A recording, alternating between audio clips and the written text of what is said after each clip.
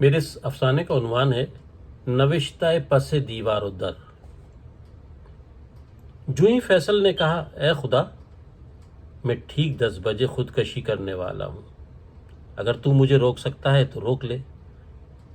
واقعات کا ایک دراز سلسلہ شروع ہو گیا۔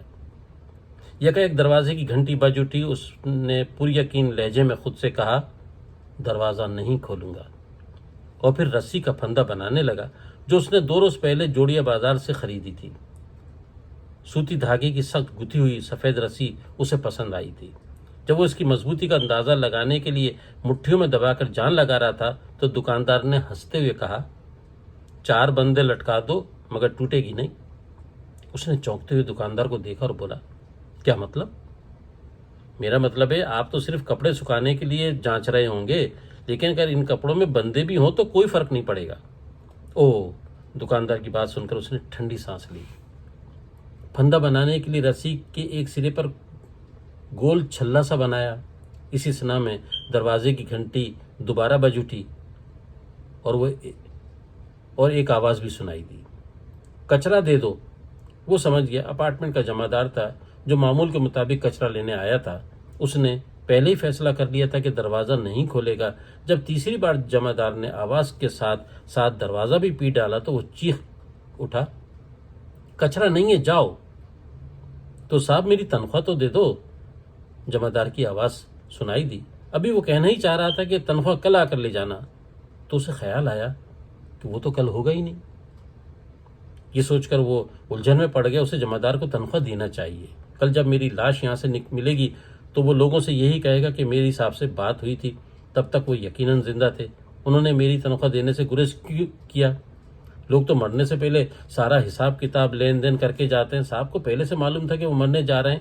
نہیں، یہ میرے بارے میں اچھی رائے قائم نہیں ہوگی۔ مگر دوسرے لمحے اس نے خود ہی سوال کیا کہ کہیں میرا خدا مجھے روکنے کی تو کوشش نہیں کر رہا، جس طرح جوزفین کے خدا نے موڑ کاٹتی ہوئی موت سے آگاہ ہونے نہیں دیا تھا۔ اگر ایسا ہے تو میں دروازہ نہیں کھولوں گا،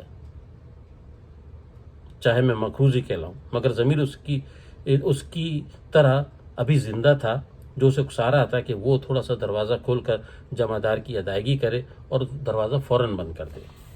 اس نے یہ سوچتے ہوئے ادھورے چھلے والی رسی ایک طرف رکھ دی اور والیٹ سے 200 روپے نکال لیے۔ تمام فلیٹ والوں کی طرح وہ بھی جمع دار کو 100 روپے ماہانہ ادا کیا کرتا تھا، مگر نہ جانے کیا سوچ کر اس نے 200 روپے دینے کا فیصلہ کیا۔ پیسے مٹھی میں دبا کر وہ دروازے کی طرف بڑھا اور ہینڈل گھمایا اور دروازے میں معمولی سی جھرری پیدا کی۔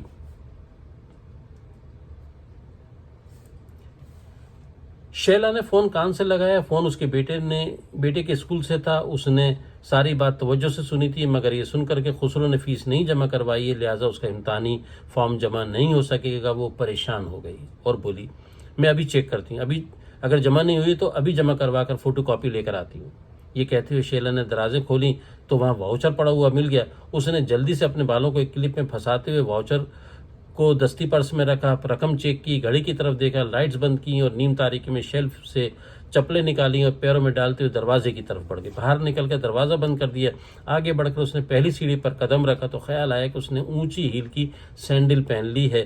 وہ چونکے، اسے یاد آیا کہ ہفتہ بھر پہلے اسے آرتھوپیڈک سرجن کو اپنی رپورٹیں دکھائیں تو اس نے تاکید کی تھی کہ اونچی ہیل کے سینڈل پہننے سے گریز کریں۔ آسٹوفروسس کی اپنے پیروں کی ہڈیاں بہت کمزور کر دی تھی۔ وہ جلدی سے واپس پلٹی اور پرس میں سے چابی نکالنے لگی، مگر پرس میں دروازے کی چابی نہیں تھی۔ وہ بے دھیانی میں ڈریسنگ ٹیبل سے چابیاں اٹھانا بھول گئی تھی۔ اب دروازہ کیسے کھلے گا؟ پریشان ہو کر سوچتے اس نے خود کو تسلی دی جیسے بھی ہوگا بعد میں کھل جائے گا، ابھی تو مجھے بینک پہنچنا ہے۔ فیصلہ کرتے وہ تیزی سے پلٹی اور زینہ اترنے لگی، مگر 2 سیڑھیاں ہی اتر پائی تھی کہ اس کا پیر اچانک مڑا۔ ہلکی سی چٹخ کی آواز آئی جیسے کسی بچے نے پینسل کی نوک توڑ دی ہو اور وہ ہائے کہتی ہوئی لہرا گئی۔ شیلا نے جلدی سے زینے کی ریلنگ کا سہارا لیا مگر سنبھل نہ سکے اور نیچے لڑکتی چلی گئی۔ یہ وہی لمحہ تھا جب زینے کے آخری سیڑھی کے سامنے والے دروازے سے فیصل نے جھرری پیدا کر کے جمع دار کو پیسے دینے کے لیے ہاتھ آگے بڑھایا تھا۔ وہ چاروں گہری نیلی وردیاں پہنے کار میں بیٹھے تیز رفتاری سے تعمیر کردہ انڈر پاس سے گزر رہے تھے۔ ان کی منزل 2 کلومیٹر آگے پرائیویٹ بینک تھا۔ ان کا 5واں ساتھی بینک میں سیکیورٹی گارڈ کی نوکری کر رہا تھا اور ان کی رہنمائی کے لیے پہلے سے بینک میں موجود تھا، سارا منصوبہ اسی کا بنایا ہوا تھا۔ اسے معلوم تھا کہ مہینے کی کن تاریخوں میں بینک میں کیش بہت آتا ہے۔ انڈر پاس اور فلائی اوور بننے کے باوجود شہر میں ٹریفک کا دباؤ بدستور موجود تھا۔ اس وقت بھی یہی صورتحال تھی۔ ان کی کار رینگ رینگ کر آگے بڑھ رہی تھی۔ ڈرائیور کے برابر والی سیٹ پر بیٹھا گھرنی داڑھی والا نوجوان بولا، جتنی رقم شمشیر نے ہمیں بتائی، اگر اتنی ہاتھ لگ جائے تو 50-50 میں بھی سودا برا نہیں ہے۔ 4-6 مہینے چھپ کر رہنے کی قیمت تو دینا پڑے گی۔ پیچھے بیٹھے ہوئے دو میں سے ایک بولا، مسلسل جنگ لڑنے کے لیے ان کو پیسہ بھی تو چاہیے، دوسرے کی آواز تھی۔ ابے جنگ بول کر ان کی توہین مت کرو، ڈرائیونگ سیٹ پر بیٹھا ہوا شخص بولا۔ یاد نہیں کہ میرے منہ سے جنگ نکل گیا تھا تو انہوں نے کیسے غصے سے مجھے ڈانٹتے ہوئے کہا تھا کہ جنگ تو کافر لڑتے ہیں، ہم جہاد کرتے ہیں۔ کبھی کبھی تو انہیں دیکھ کر ڈر لگتا ہے کہ نہ جانے کس بات پر غصہ ہو کر گردن اڑا دینے کا حکم دے۔ شمشیر تو پیدا ہی ان پہاڑوں میں ہوا ہے، وہ بتا رہا تھا کہ ہم جیسے نہ جانے کتنے لوگ وہاں قیمت ادا کر کے پناہ حاصل کرتے ہیں۔ باتیں کرتے ہوئے مطلوبہ جگہ پر پہنچ گئے۔ ڈرائیور نے گاڑی کو ایک مناسب جگہ پارک کر دی۔ ابھی فیصل نے ہاتھ بڑھایا ہوا تھا کہ یکایک سامنے سیڑھیوں سے کوئی لڑک کر نیچے کی طرف آتا ہوا دکھائی دیا۔ وہ چونکا ہی اوپری منزل پر رہنے والی مسز شیلا تھیں۔ وہ تیزی سے دروازہ کھول کر ان کی مدد کے لیے لپکا۔ وہ شش و پنج میں تھا کہ کس طرح غیر عورت کو سہارا دے۔ مسز شیلا کے چہرے پر درد کی کیفیت سے صاف آیا تھا کہ انہیں شدید چوٹ آئی ہے۔ ہائے میرا پیر! مسز شیلا درد سے چیخ رہی تھی۔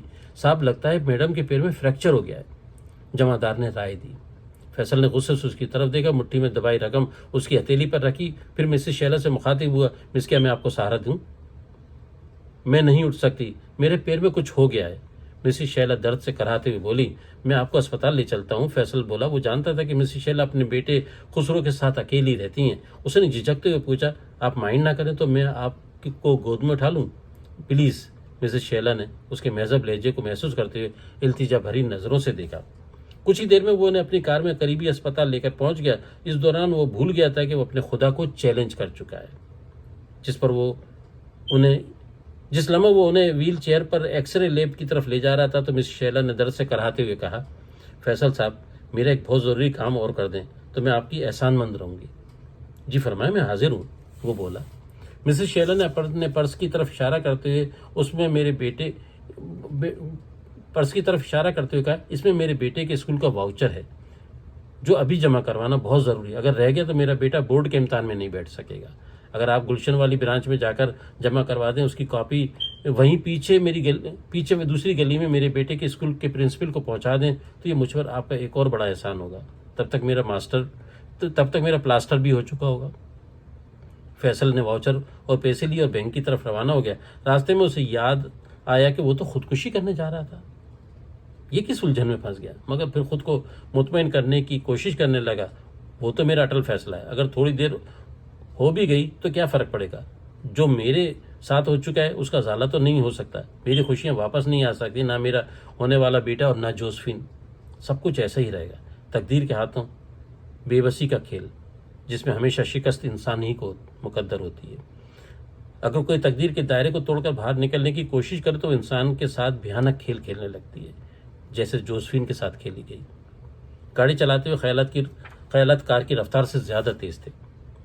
کیسی چھوٹی چھوٹی آرزوؤں، خواہشوں اور تمناؤں کے ساتھ وہ جیتی تھی۔ حادثے سے چند لمحے پہلے وہ کتنا خوش تھی۔ الٹرا ساؤنڈ کراتے ہوئے ڈاکٹر نے اسے بتایا تھا کہ بیٹا ہوگا۔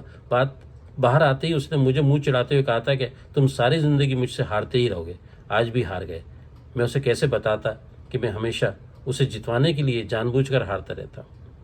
میں تو بس اسے خوش دیکھنا چاہتا ہوں، جس نے میری محبت میں اپنے ماں باپ کو چھوڑ دیا تھا، جنہیں اپنی بیٹی کی ایک مسلمان سے دوستی پر اعتراض نہیں تھا، مگر شادی پر بہت سارے تحفظات تھے۔ تب ہم نے کورٹ میرج کرتے ہوئے طے کر لیا تھا کہ ہم دونوں اپنے اپنے مذاہب پر قائم رہتے ہوئے زندگی گزاریں گے۔ مگر کیا پتا تھا کہ کچھ ماہ کی مسرتوں کو اچانک نظر لگ جائے گی اور کلینک کے دروازے پر کار میں بیٹھے ہوئے غلط سمت سے موڑ کاٹتا ہوا ٹرالر اسے رونتا ہوا گزر جائے گا۔ تقدیر نے ٹرالر کے بھیانک روپ میں جوزفین کو نہیں، مجھے روندا تھا، مگر اب میں ایسا نہیں ہونے دوں گا۔ اگر تمام تر خواہشوں اور آرزوؤں کے باوجود بھی جوزفین زندگی کی کچھ اور رسیلے گھونٹ نہیں پی سکتی تو پھر میں بھی کیوں زندہ رہوں؟ تقدیر نے میری زندگی کے اگلے لمحوں کے لیے کیا طے کیا ہے میں نہیں جانتا اور نہ ہی جاننا چاہتا ہوں. بس اپنی زندگی کا فیصلہ خود کرنا چاہتا ہوں، اور میرا فیصلہ ہے کہ آج میں 10 بجے اپنی زندگی کا اپنے ہاتھوں سے خاتمہ کر لوں گا، حرام موت کی صورت میں. یہ سوچتے ہوئے اس نے گھڑی دیکھی، ابھی 9:30 بج رہے تھے. اسے لگا کہ ان سارے کاموں کو نپٹانے میں اسے کچھ دیر ہو سکتی ہے. اس نے خود ہی طے کیا کہ وہ واؤچر جمع کروا کر سیدھا فلیٹ جائے گا. مسز شیلا خود بھی اپنے گھر واپس آ سکتی ہیں. حادثے کی صورت میں انسانی ہمدردی کا یہی تقاضا کافی ہے کہ مضروب شخص ہسپتال پہنچا دیا جائے. اس کے بعد تو روٹین کی زندگی ہوتی ہے، اور کبھی کبھی تو مضروب شخص ہسپتال پہنچائے جانے سے پہلے ہی زندگی سے ناتا توڑ لیتا ہے، جیسے جوزفین. فیصل یہ سب سوچتے ہوئے بینک تک پہنچ گیا. یکایک اس کا ارادہ ڈاواڈول ہونے لگا. خسرو کا واؤچر جمع نہ ہونا حادثہ تو نہیں، اس نے خود سے سوال کیا. اسے جواب نفی میں ملا. یہ انسانی ہمدردی کی نچلی سطح ہے. اگر کوئی کسی نے کے لیے وقت نکال سکتا ہے تو نکال لے، ورنہ لیٹ فیس سے بھی تو پیمنٹ ہو سکتی ہے. تو کیا میں لوٹ جاؤں؟ اس نے خود سے پوچھا.